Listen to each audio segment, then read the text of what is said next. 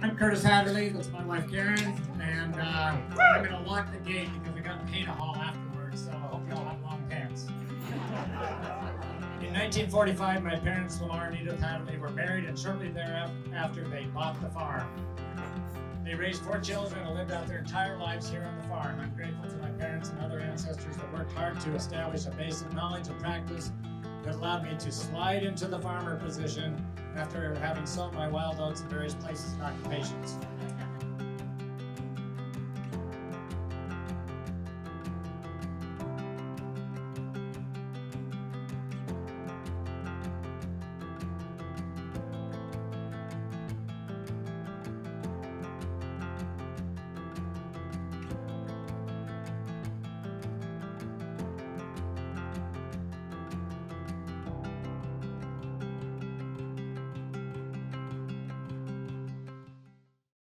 My name is Curtis Hatterley. My wife and I, Karen, we own and operate Hatterley Farms here in the metropolis of Thane, Wyoming. And I left the farm as a young adult and was off to do bigger and better things. Went to school and did various things. Didn't know I would come back to be a farmer, but here I am and I love it. My name is Eric Cretal. I'm a chef in Thane, Wyoming. I recently opened with my wife Gray's Restaurant. I've been an executive chef for about 10 years of different places around Wyoming. I worked for some great chefs, great mentors in life who showed me how to do it and do it right. So that's where we're at now. This has been a progression. So the farm I grew up on is different than the farm we have today because my dad was a traditional farmer, meaning he had a herd of milk cows and later some beef cows. And he just kind of did raising hay in the summertime and milking cows or feeding beef cows in the wintertime. But I wanted to change it all up. So we're growing vegetables and cut flowers, and we're milking a small herd of cows, and we have a small beef herd, and we got lots of pigs.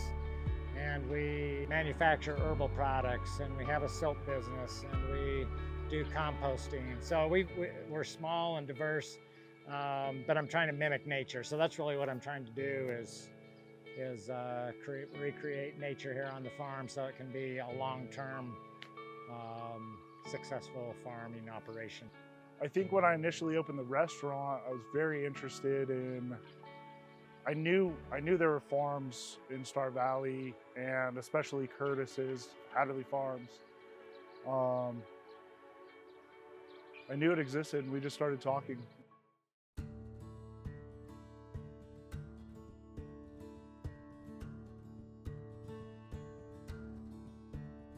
Where did your passion for diversity and wanting to create this come from? Probably from my mom. My mom was a real frugal person, and so she didn't really ever throw anything away. She reused things. So composting, for example, is a concept of why would you throw away nutrients? Why would you put those in the trash and they would go off somewhere where they're doing no one any good? Why not compost and recycle those nutrients, put them back in the soil so you can grow nutrient-dense food from a richer soil?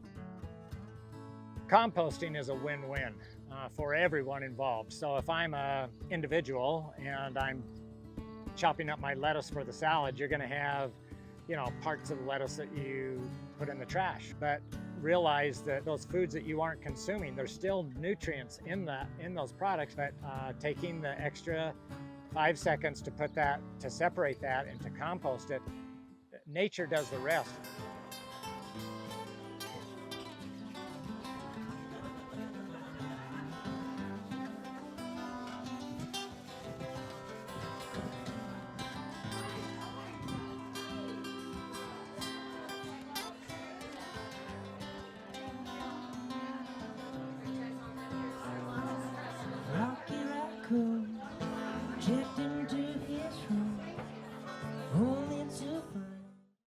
So you can support us in multiple ways.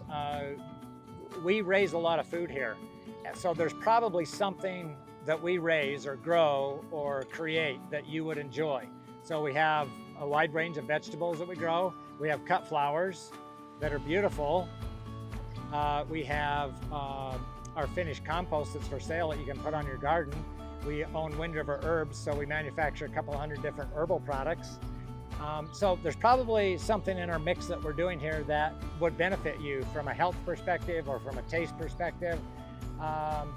And like I said previously, even if you're just wanting some stress relief, come on down, take a stroll along the stream, bring your kids down, talk to the animals, and enjoy God's creations here on the farm, because I think that's therapeutic as well.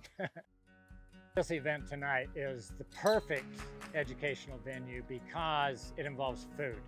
And when you offer a wonderful meal, then people are relaxed, they're open-minded, they are in a beautiful setting, and they're ready to learn. So why is what we're doing such a nice thing, and why does the food taste so good, and why do I feel so good right now? That's the most powerful education. It's not what we tell people, it's the way they feel, or when they come here and they can walk along the stream or pet the animals or just relax. That is education. And then kids, when kids come here, kids have a natural affinity for farms, for farm animals, for plants, for water, for open space. And getting kids here is the thing to do, because they will be the ones that'll have the new ideas and be the ones running the show in not very many years. I think events like Table on the Farm, anytime you get a bunch of passionate people together that are just trying to educate and make people aware of what is possible, not just go down the road, pull into a place and eat at a restaurant or whatever, but things like this are very possible. It brings the community together, brings together people that would never see each other in day-to-day life. You know, when you go walk through the rows of veggies and see all the work that's gone into just getting food to your plate, it's profound, the influence that it has on you. When you see, it's not like there's 100 people here picking vegetables. You see a small crew of people working really hard to get high quality stuff on your plates. It's kind of astonishing.